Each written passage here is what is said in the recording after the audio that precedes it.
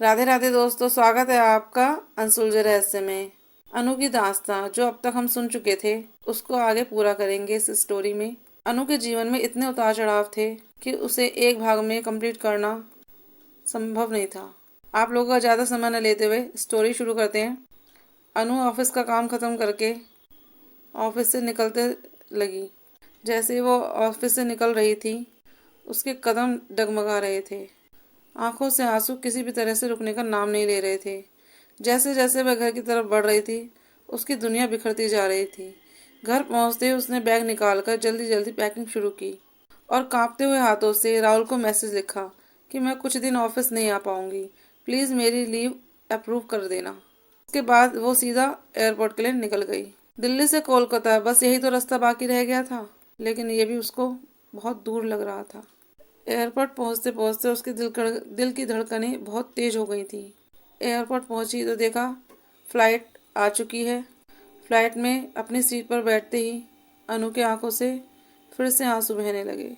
उसे चाचा जी की वो बात याद आ रही थी, अनु बेटा तेरी माँ के पास ज़्यादा समय नहीं है, आखिरी बार मिल ले वरना पछताएगी। और माँ की वो कांपती हुई आवाज़, लाडो बेटा आजा, आखिरी बार तुझे देख लूं। तभी तो अनु राहुल से छुट्टी मांगने गई थी, लेकिन राहुल ने उसे छुट्टी नहीं दी। और जब वो राहुल से बात करके कैबिन में वापस आई तो कुछ देर बाद उसके मैसेज की टोन बजी।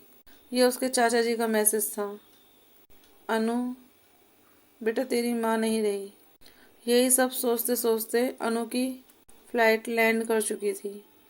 अनु ने सांस ली और अपने आंसू पहुंचे और बस जल्दी जल्दी सामान उठाकर अपने घर की तरफ भागी। घर के बाहर बहुत भीड़ लगी थी, उसके पांव वहीं ठहर गए और फिर वो तेजी से दौड़कर घर तक पहुंची। अंदर जाते ही वो चाचा से लिपट लिपट कर रोने लगी। उसकी माँ बेहद कमजोर हो चुकी थी। चाचा चाची ही उसकी देखभाल कर रहे थे। चाचा चाची के कोई संतान नहीं थी, इसीलिए चाचा चाची ने अनु को ही अपनी बेटी मान लिया था। अनु के पिता एक बड़े अधिकारी थे बैंक में और अच्छी खासी सैलरी थी उनकी, इसलिए अब बहुत सारी जमा पूंजी और अनु के माँ के लिए पेंशन सब कुछ छोड़कर गए थे। थोड़ी देर में ही अंतिम संस्कार की तैयारी होने लगी और उसकी माँ को घर से विदाई दे दी गई। सबके जाने के बाद अनु अपने कमरे में आकर बैठ गई। कमरे में सन्नाटा भरा पड़ा था, लेकिन उसके मन में पुरानी यादें ऐसे गूंज रही थी कि जैसे कल की ही बात हो। उसके सामने वो पुरानी यादें कुछ तस्वीर के भांति उसकी आंखों के सामने चलने लगी। जब वह 12वीं में थी तो उसकी माँ पर किसी टोटके का असर हो गया था, जिस वजह से उसकी माँ अजीबोगरीब गतिविधियां घर में करने लगी थी। घर का हर कोना डर से भर गया था। दरवाजे अपने आप खुलते और बंद हो जाते, खिड़कियां अपने आप खुलती और बंद हो जाती। कभी रसोई का सामान गिरता तो कभी पंखा खुद ब खुद चलने लगता। सारी रात माँ चीखती और चिल्लाती। यह सब देखकर अनु का रोम रोम डर से भर जाता। चाचा चाची ने तो हिम्मत कर कर अनु को बस सुरक्षित रखने की कोशिश की, लेकिन वो अपनी भाभी के लिए कुछ नहीं कर पा रहे थे। कितने मौलवी, कितने पंडित, सबको दिखा लिया था। आखिरकार उनको अपनी भाभी को एक कमरे में बंद रखना पड़ता था। पूरा घर डर की गिरफ्त में था। तब अनु ने हिम्मत जुटाकर एक निश्चय किया, मैं अपनी माँ को ऐसी हालत में नहीं छोड़ सकती, इसके लिए मुझे ही कुछ करना होगा। वो दिन रात मेहनत करने लगी और कभी किसी के पास कभी किसी के पास उनकी परेशानी का हल ढूंढने लगी। आखिरकार उसकी परेशानी का एक हल मिल गया। किसी ने उसे बताया कि शमशान में इस समय एक तांत्रिक बैठता है, अगर वो तुम्हारी मदद कर देगा तो तुम्हारी माँ जरूर ठीक हो जाएगी। अनु के मन में एक विश्वास जागा और वो उस प्रसिद्ध तांत्रिक के पास पहुंच गई। उसने तांत्रिक को सारी बातें बताईं। तांत्रिक, जो कि बहुत बुजुर्ग थे लेकिन बहुत सिद्ध, उन्होंने अपनी जो भी विद्या अर्जित की थी वो सिर्फ लोगों की भलाई के लिए की थी। जब तांत्रिक जी ने उनकी सारी बात सुनी तो गहरी सांस लेते हुए बोले, बेटी ये साधारण बात नहीं है, पर मैं फिर भी तुम्हारी मदद करूंगा, लेकिन उसमें तुम्हें मेरी मदद करनी होगी, क्योंकि मेरा इस वक्त कोई भी शिष्य मेरे पास नहीं है। तब अनु ने दृढ़ निश्चय से कहा, बिल्कुल बाबा जी, मैं आपकी हर तरह से मदद करूंगी, बताइए मुझे क्या करना होगा। फिर 15 दिन शमशान में आना और पूजा पाठ, तंत्र विद्या सीखना, जो भी क्रिया होनी थी तांत्रिक बाबा ने उसको बता दी।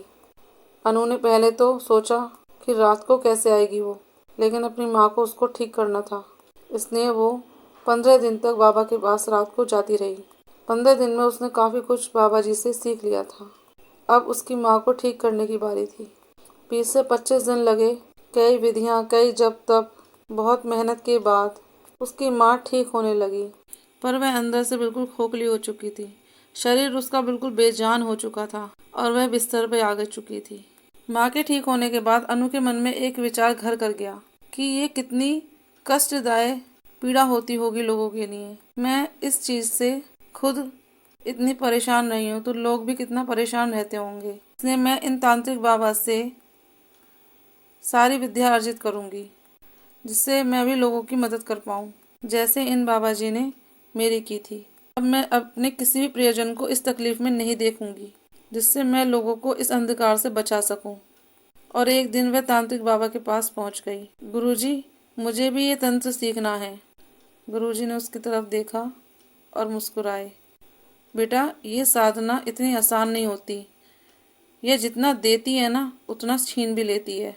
पर उन्होंने दृढ़ निश्चय में कहा, मैं तैयार हूँ, क्योंकि मैंने डर को बहुत करीब से देखा है। अब मैं किसी और की जिंदगी अंधेरे में नहीं रहने दूंगी। तब तांत्रिक बाबा ने कहा, ठीक है, ये तुम्हारे लिए आसान तो नहीं होगा, लेकिन मैं फिर भी तुम्हारे साथ पूरा योगदान दूंगा। इस कठिन यात्रा के लिए तैयार हो जाओ। पता नहीं कितना समय लगेगा तुम्हें ये सब सीखने में, साल, 2 साल, 4 साल, लेकिन इस यात्रा में तुम्हें एक साधारण लड़की से असाधारण लड़की बनने वाली शक्तियाँ मिल जाएंगी, जो आने वाले दिनों में तुम्हें इतना सशक्त बना देंगी कि तुम कैसा भी अंधेरा हो उसका सामना आसानी से करोगी। तब अनु ने सिर्फ मुस्कुराकर सर हिला दिया।